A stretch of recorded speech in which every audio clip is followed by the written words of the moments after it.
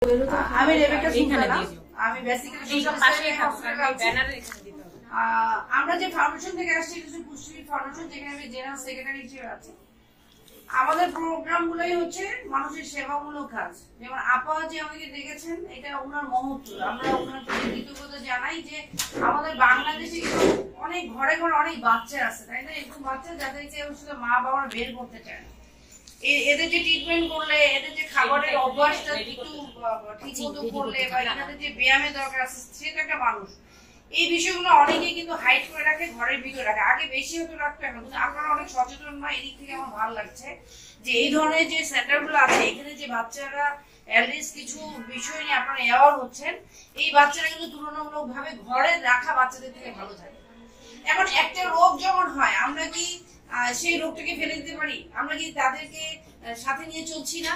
আমাদের diabetes, kidney সমস্যা, hypertension, যাই হোক, যত্ন করে নিয়ে চলছি না? তো আমাদের একটা অসুস্থ বাবু বা একটা এই ধরনের স্পেশাল বাচ্চা যাদের আছে, তাদেরকে নিয়েই কিন্তু আমাদের চলতে হবে। কারণ তাদের আয়ুটা আমাদের উপরওয়ালা থেকে আসছে।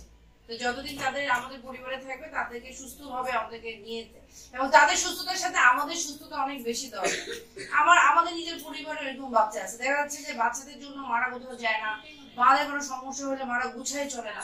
আমার প্রথম কথা হচ্ছে যে আমাদের পরিবারে একটা বাচ্চা জন্মগত ভাবে যদি এরকম স্পেশাল হয়, সেটা আমরা অনেক খারাপ চোখে দেখতেছি। কিন্তু একটা মানুষ যখন একটু বয়স হয়ে এসে মানসিক ভারসাম্য হারাচ্ছে, সেটা হচ্ছে না, তাহলে বিষয় এরকম যে কোনো সময় আমিও কিন্তু মানসিক ভারসাম্য হয়ে যেতে পারি, বা আমি এই ধরনের অসুস্থতা বোধ করতে পারি। সেটা পজিটিভ ভাবে নিলে হয়। তো আমি একটু বলতে চাই যে আপনারা যে কাজটা করবেন, এই প্রোগ্রাম গুলি যদি দিনের পর দিন করি, আপনারা কিন্তু শিখতেই চাইবেন, বা আমরা আমাদের শিখে শেষ করতে পারবো না।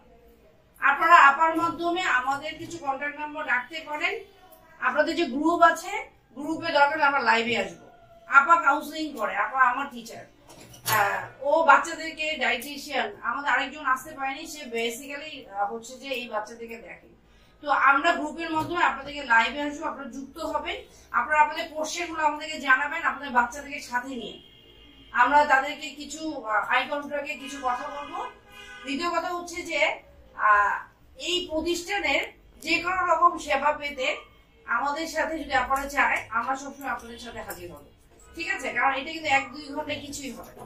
আপনারা 1-to-1 আমাদের সাথে যোগাযোগ করতে পারেন, বাচ্চাদের ফুড হ্যাবিট চেঞ্জ করার জন্য, ডায়েটে পাওয়ার জন্য, বা যখন কোনো প্রবলেম হচ্ছে সেটা জানার জন্য। আমাদের ফাউন্ডেশনের কাজই হচ্ছে গোটা বাংলাদেশ ব্যাপী আপনাদের আত্মীয় স্বজনদের যদি এই ধরনের বাচ্চা থাকে, বা আপনাদের যদি আত্মীয় স্বজনদের কোনো এই ধরনের জানার আগ্রহ থাকে, যে জেলাই হোক, আমাদের ওইখানে ডায়েটিশিয়ানরা, ওই হসপিটালের ডায়েটিশিয়ানরা আপনাদের এই সেবাটা দিবে।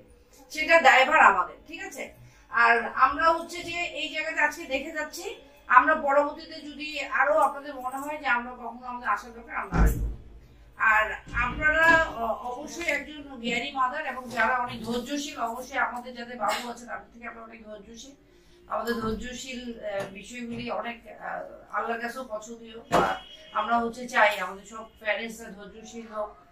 তো আমরা হচ্ছে যে আপনাদেরকে একটা কথাই বলবো যে আমাদের ডাক্তার এবং ডায়েটিশিয়ানদের সাথে কমিউনিকেশন ঠিক রাখতে হবে। পাশাপাশি হচ্ছে যে বিষয় নিয়ে সমস্যা আছে, সেই সমস্যার সেই মানুষগুলোকে দেখাতে হবে।